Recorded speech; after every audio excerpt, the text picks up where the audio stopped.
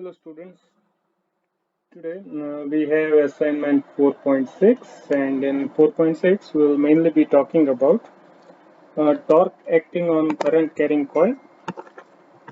Then we will have construction of moving coil galvanometer. We will see what is galvanometer and how can we construct it.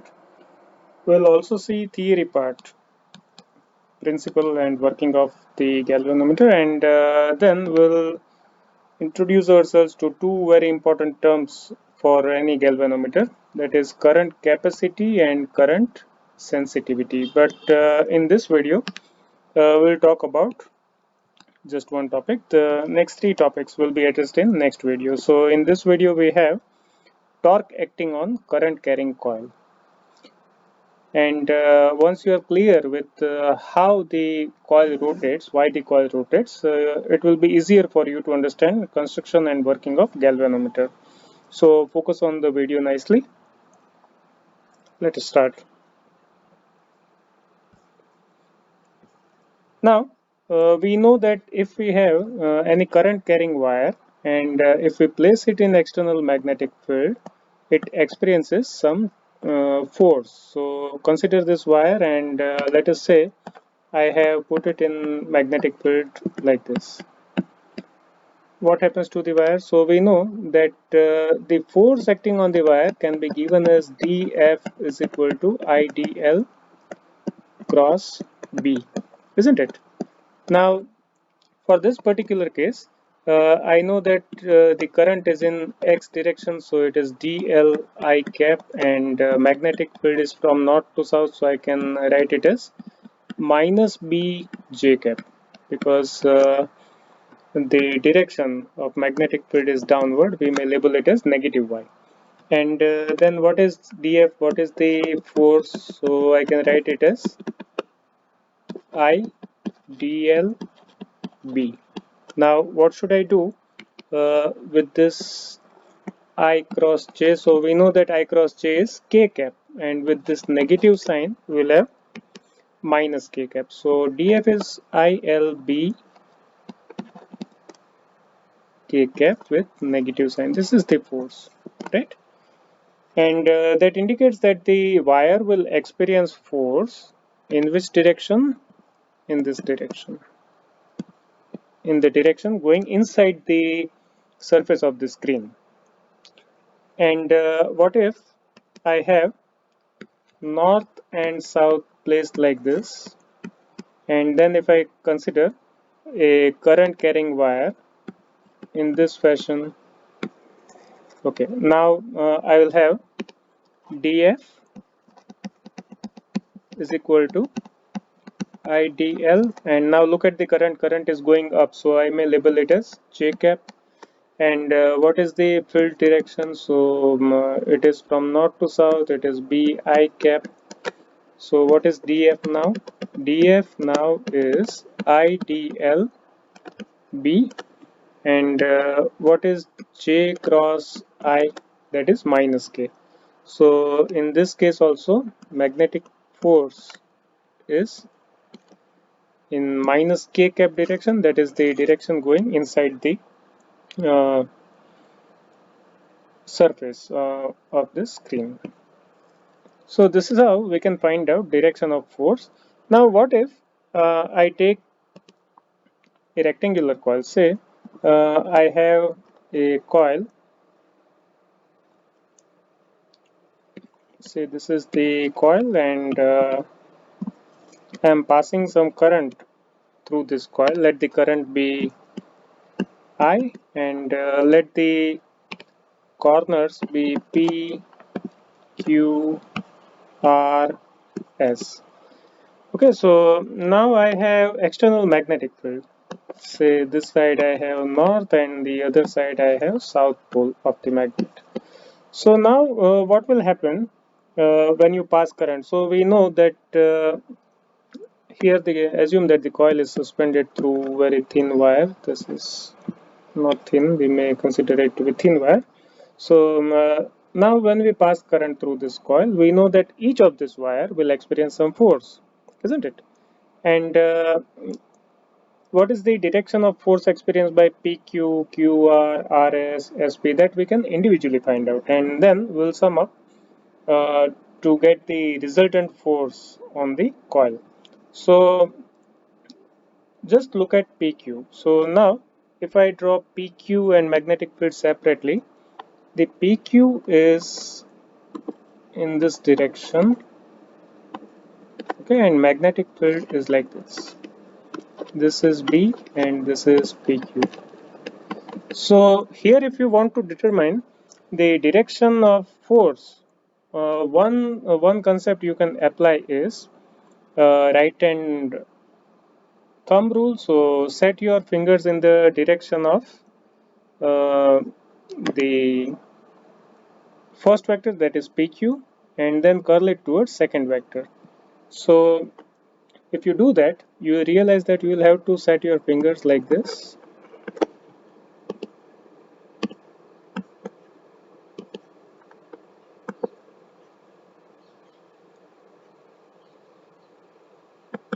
and then your thumb will go up like this.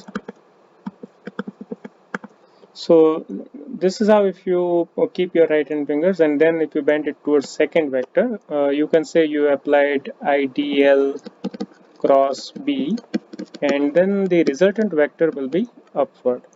So I can say that if force on PQ, if I label it as F1, then F1 is IL cross B, or else I can write it as IL B J cap. Okay. What is L here? What is L here? L is the length PQ. Okay. Now, if you look at the RS, see what is happening in case of RS. In case of RS, B is same. Sorry, B is same, but now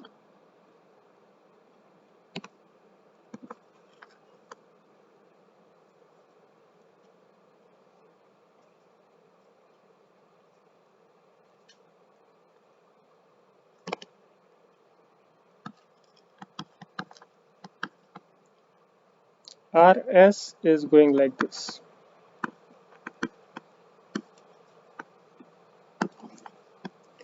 So here, if you apply your right hand thumb rule, you will see that now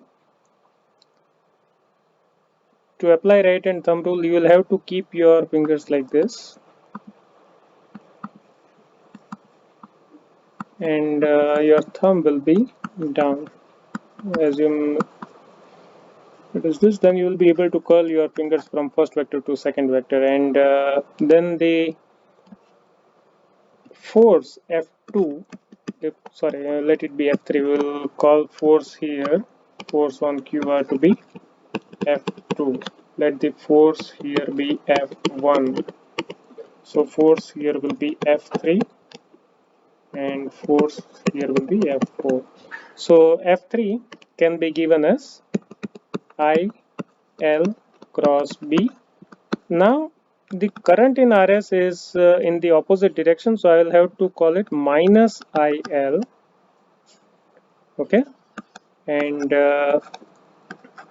B K cap. See, because first difference is in case of F1, if current is from P to Q, in case of RS, current is going in opposite direction, which we can verify from the figure. So negative sign. B is same, okay. So sorry, not K cap, it should be J cap. So in earlier case, if we have positive Y direction, now we will have negative Y direction. But best way is to use right hand thumb rule or screw rule and verify the direction, and you realize that F1 and F3 both are equal and opposite. Look at the magnitude. Magnitude wise, uh, it is ILB, ILB. But F1 is in positive y direction, F3 is in negative y direction. Okay. So we can say that F1 and F3 are mutually equal and opposite. So resultant force due to the two is 0. Now let us focus on QR and SP. So what is happening in case of QR? So in case of QR, the current is going down. This is QR, and field is going like this. Sorry, field is in positive x direction. So this is the field. And then if you use right hand screw rule or thumb rule, you will realize that if you curl your fingers or turn the screw, the advancement will be in the direction outside the screen, or thumb will be pointing in the direction outside the screen, and hence F2 is IB cross B. What is this small b? What is this small b? It is the length of the wire QR and SP as well. So what is the direction of current? It is downward, so I'll denote it with minus I B J cap, and B is same, it is B I cap. So what is J cross I? J cross I is K cap, and with negative sign it becomes plus K cap. So it is I B B K cap. This indicates that force on wire QR is in positive Z direction, that is in the direction coming out of the surface of the screen. And what about the last one, SP? So in case of SP, uh, current is going up. This is SP wire, B is here, and so I can denote F4, that is force on wire SP, as IB cross B, that is IBJ cap cross B I cap, and then I'll have F4 as minus I B B K cap, that is the force F4 is in negative Z direction. Okay, so again let us write down all the four forces. So now I can say that F1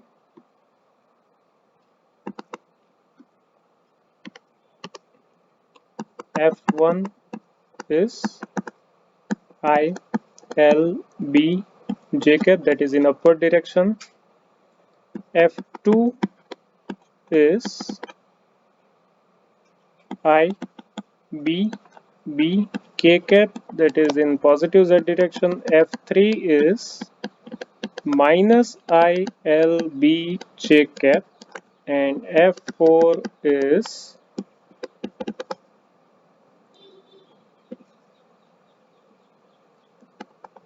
minus I B B K cap. So if I look at F1 and F3, both are equal and opposite, so resultant of these two will be 0.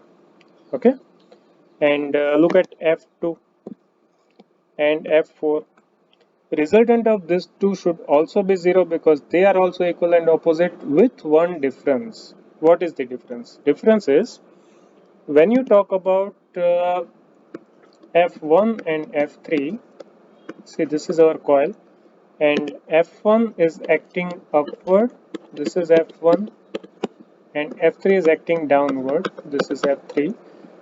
But these two are having same line of action, whereas when we look at F2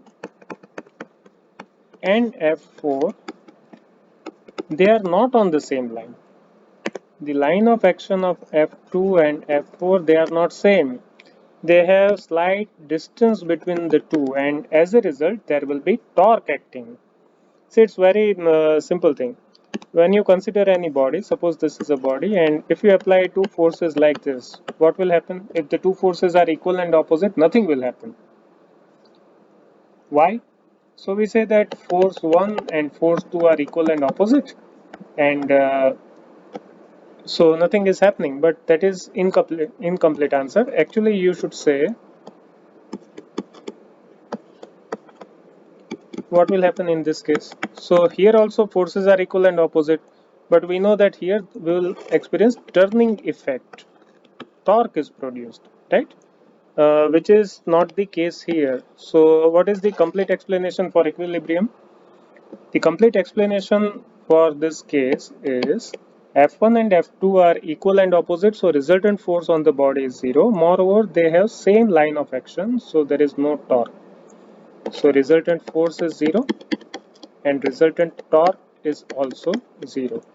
What is the situation in second case? So resultant force is definitely zero again. Forces are equal and opposite, but resultant torque is not zero. Why? Because the two forces F1 and F2 are acting on different line, and so torque is not zero. How do I find out torque? So you can find out torque by taking cross product of force and perpendicular distance between the forces. And this is something we have similar in our case also. The two F2 and F4 are equal and opposite, but they are separated by some distance. See, if you can visualize, let me try explaining again. So if this is the coil, and then here you have F2 occurring, and here somewhere you have F4 occurring, and then this is the separation between the two. And how much is this separation? So with little bit of trigonometry, you will realize that the gap is b sine theta. The perpendicular distance is b sine theta. This is L, sorry, not b sine theta, L sine theta. So this is, here is the L length of the wire, and this distance will be L sine theta. So if I want to find out torque on the coil, what I should do is torque is force into perpendicular distance between the two forces. We are talking about torque due to couple of forces. The two F2 and F4 are equal and opposite, but they are producing torque. So we are talking about torque due to these two forces, and hence I can write it as I B B. And what is the distance between the two? Distance between the two is this L sine theta, and hence I'll write torque as IBB into L sine theta. So now I should be able to write this as I B L B sine theta.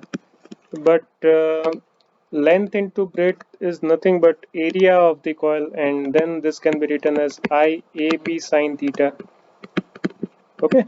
And what if you have n number of turns in the coil? Then this equation is NIAB sine theta, and theta is angle between the area vector and magnetic field. So this can also be written as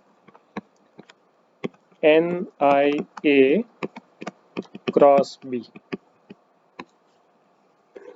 Normally NIA is regarded as magnetic moment. So this equation can also be written as torque as M cross B.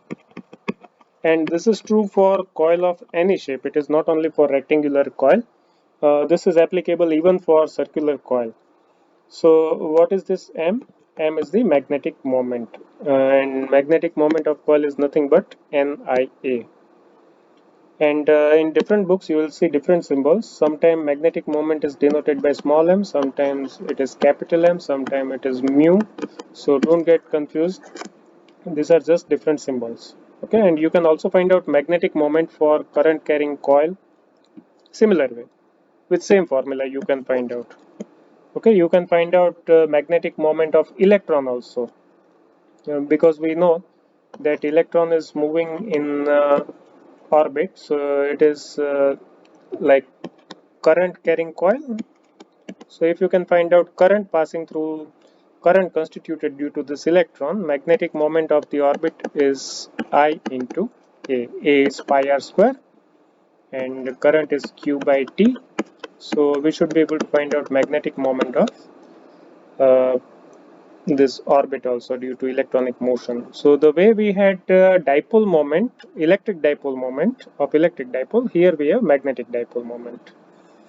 So that is all about the torque acting on current carrying coil, and we'll see how this fact, how this phenomena is employed to make one very useful instrument, galvanometer, in next video.